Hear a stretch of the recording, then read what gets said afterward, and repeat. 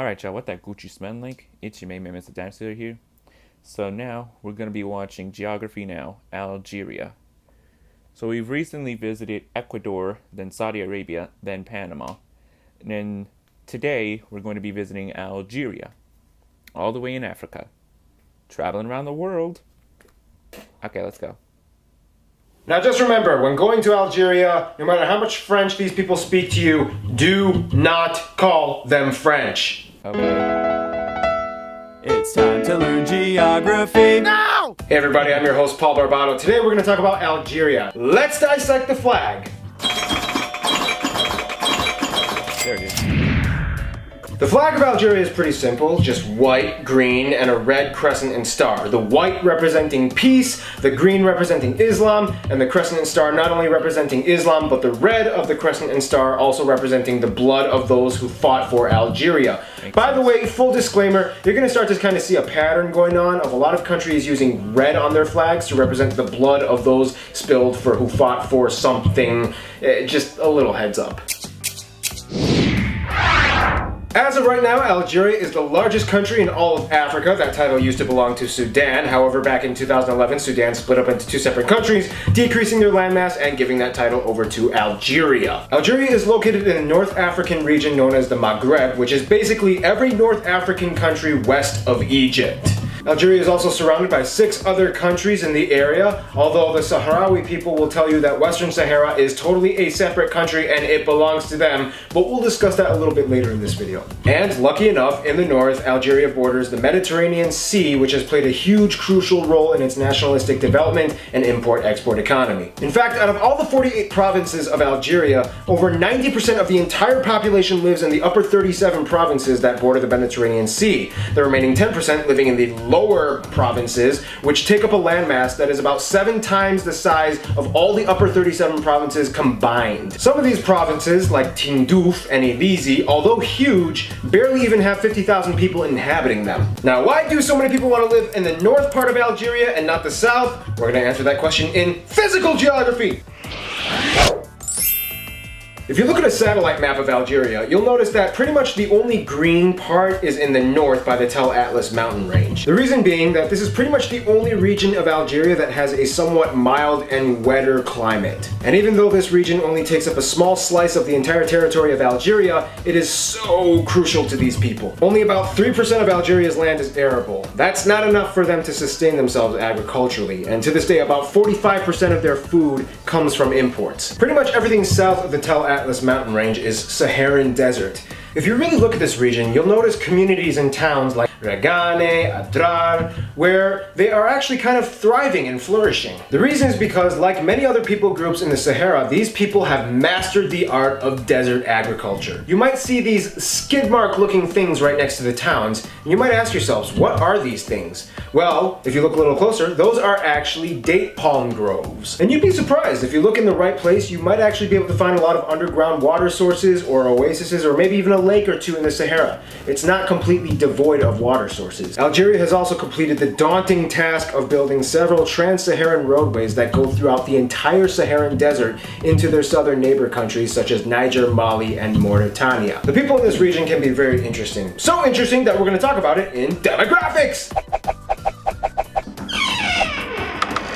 Algeria has about 37 million people, or roughly a little bit more than the size of Canada. You know, I think I'm probably going to end up using Canada a lot in terms of population comparison in this series, but The vast majority of these people identify as ethnically Arab Berber. For those of you who don't know, the Berbers are a semi-nomadic people group who have historically occupied the region of the Maghreb for thousands of years prior to any empire or colonial occupation or modern-day country establishment. The Berbers are a fascinating people group that have their own culture, history, and language, and in fact to this day about a third of Algerians speak the Berber language. In fact, Algeria is one of the only two countries in the world that considers Berber a national language. Not quite official. Morocco is the only one that makes it official. However, Algerians really do recognize it. However, Berber is so prevalent in many regions of Algeria that you shouldn't be surprised to see trilingual signs posted up all over the place in Arabic, French, and Berber. In fact, some of the Berbers in Algeria are also Sahrawi. Now, what does that mean? Sahrawis are basically people who believe that Western Sahara is theirs and it should belong to them, and that it should become an independently recognized sovereign nation under their jurisdiction. See, after Spain left in 1975, the jurisdiction of Western Sahara pretty much went into the hands of Morocco and Mauritania. Unfortunately, there was a third party that was not too happy with that, the Sahrawis. Eventually, the Polisario Front was established, or the Liberation Movement for the Sahrawi people in Western Sahara, and they fought against both Mauritania and Morocco.